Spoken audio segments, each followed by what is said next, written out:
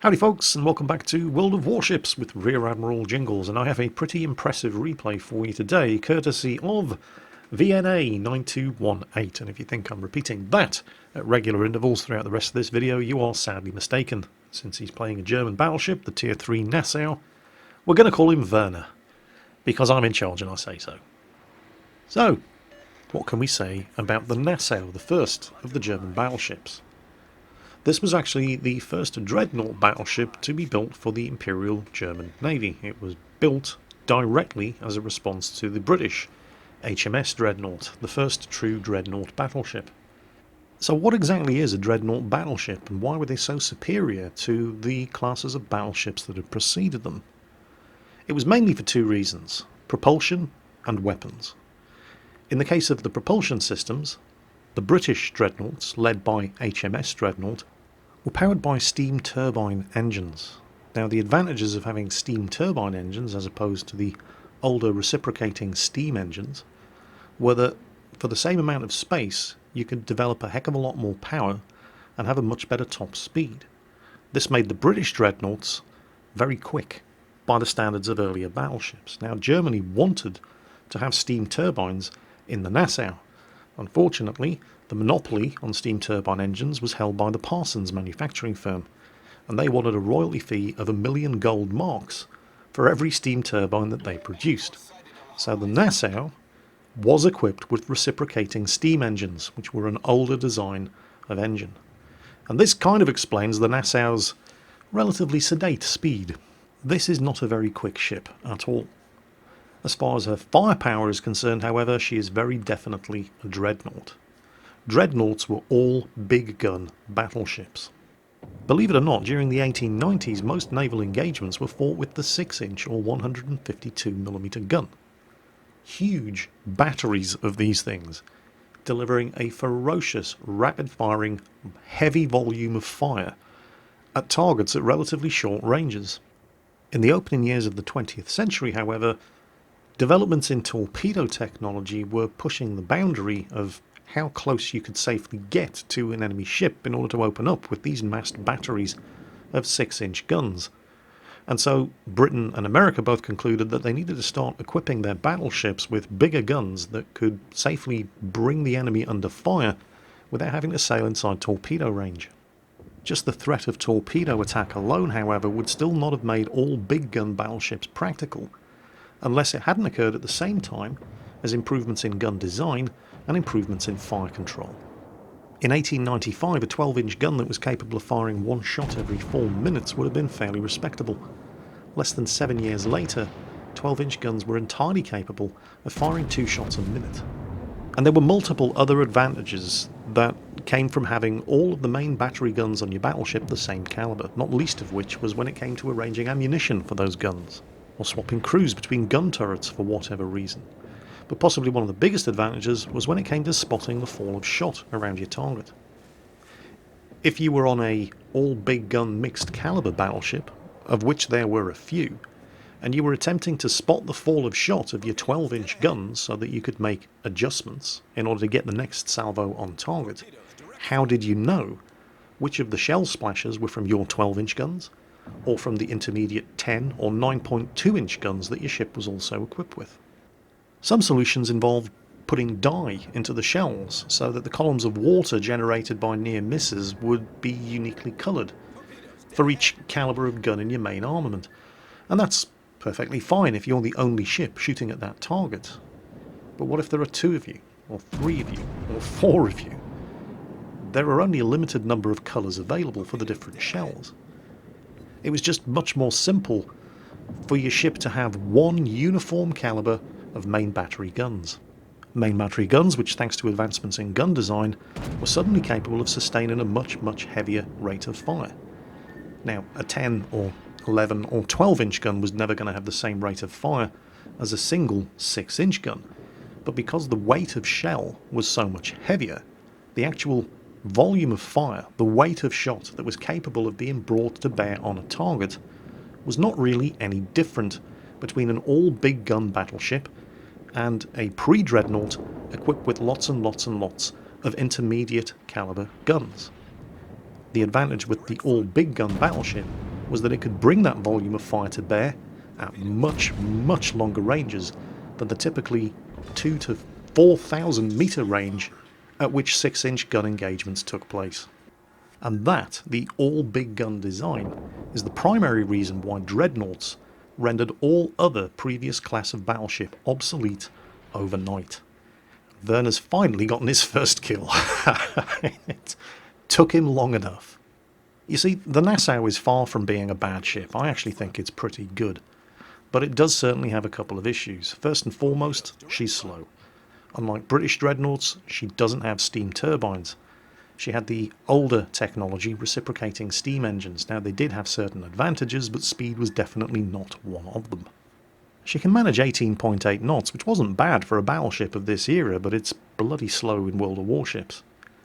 Combine that with the fact that her 11-inch main battery guns don't have a very good range, and the ship itself has a god-awful detection radius. It's not as bad as it used to be when this ship was first introduced.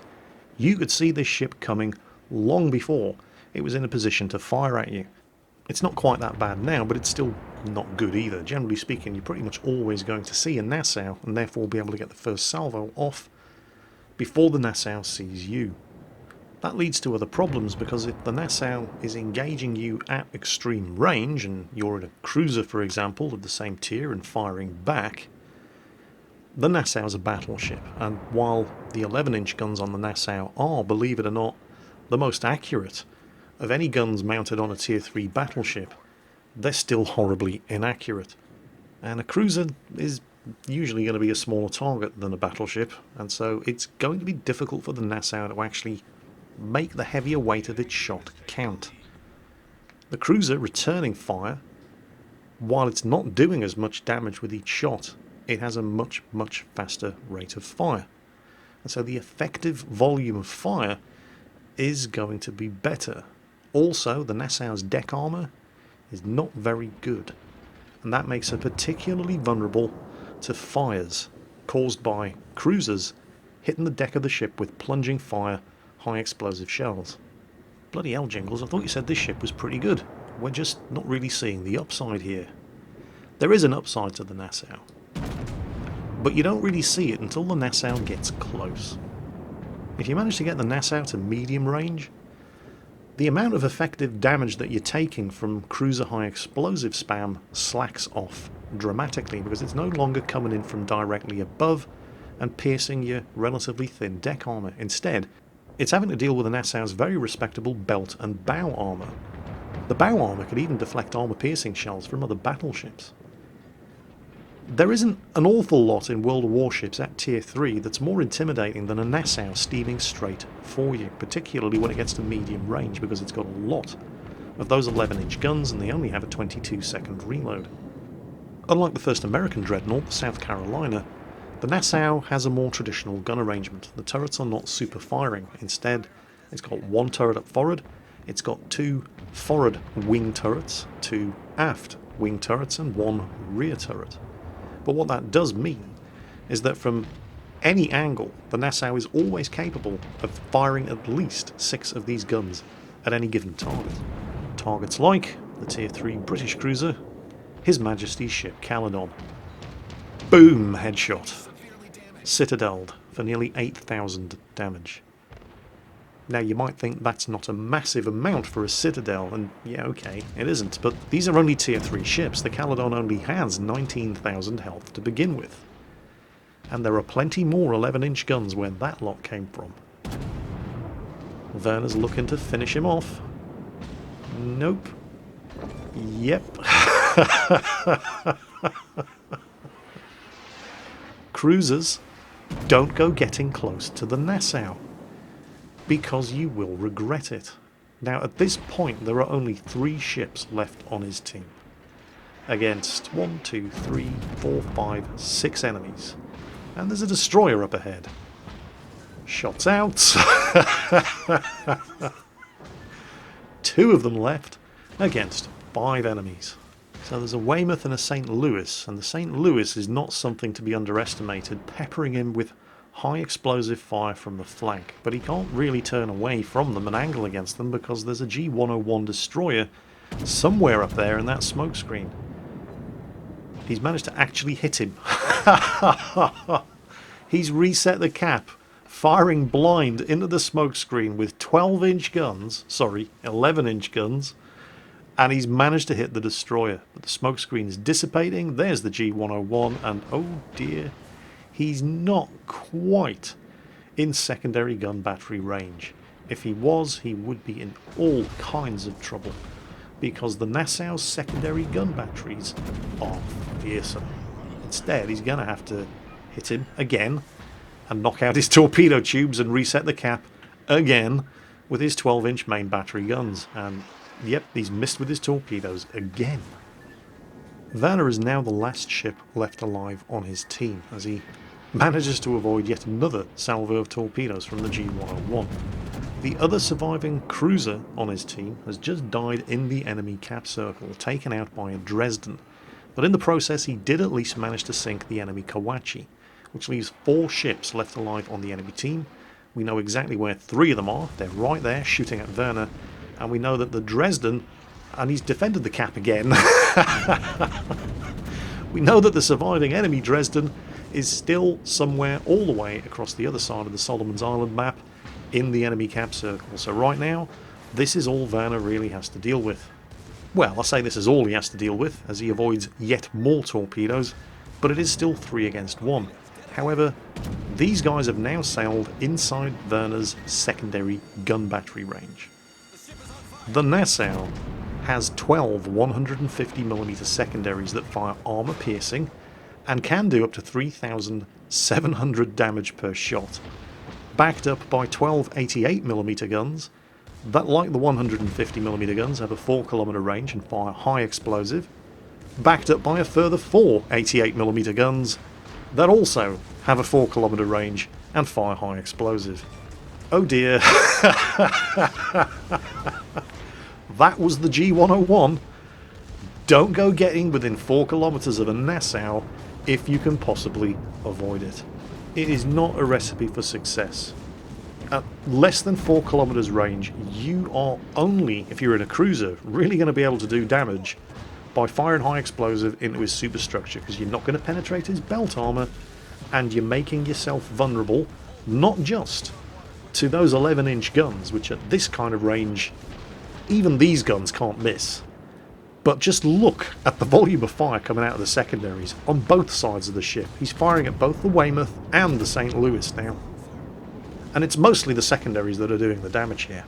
Now, they're not amazingly accurate, and there's a limit to how far you can buff the accuracy with commander skills, because the Nassau is only a tier 3 ship, but, well, they're still getting the job done. I mean, look at the way the Weymouth is just melting away there. And don't forget, because this ship has guns mounted in wing turrets on the port and starboard sides, it's always got some guns that have nothing better to do than shoot at you. In fact, he didn't even need them, because the secondaries did it. And there's the Kraken Unleashed and his second Close Quarters Expert award. And the St. Louis is a respectable ship. It's basically made out of guns, but those guns are all in the sides. From that angle, the St. Louis barely has any guns that it can fire at Werner's battleship. And I don't want to sound too critical here, because Werner has played an amazing game so far, but this is where he makes his first real mistake. You can see that there's no smoke coming out of the stacks of the St. Louis. He's dead in the water, he's not moving, he's not manoeuvring. And so staying to his rear, where he's not able to bring that massed battery of 152mm guns to bear on him, would have been the best option. But instead, he sails around off his port beam, manages to get the kill, but in the process exposes himself to so much cruiser main battery gunfire that a second fire has been set. He's lost so much health, and with 45 seconds before he can repair any of that damage, and with his damage control on cooldown, at this point it is completely inevitable that he's going to burn to death with 6 kills, high caliber, and Kraken Unleashed. And unfortunately, that's pretty much exactly what happened, which is a crying shame for Werner, and I have no doubt huge relief for the captain of the Dresden, who was probably not looking forward to having to fight him next. But regardless of the outcome, and I'm going to get your name right at least once during the course of this video, VNA 9218, very, very well played. Spectacular game to watch. Thank you so much for sending that in. I hope everybody else enjoyed it. If you didn't, you must be dead from the neck down. Because that was awesome. That's it for today, folks. Hope you enjoyed it. And as always, take care, and I'll catch you next time.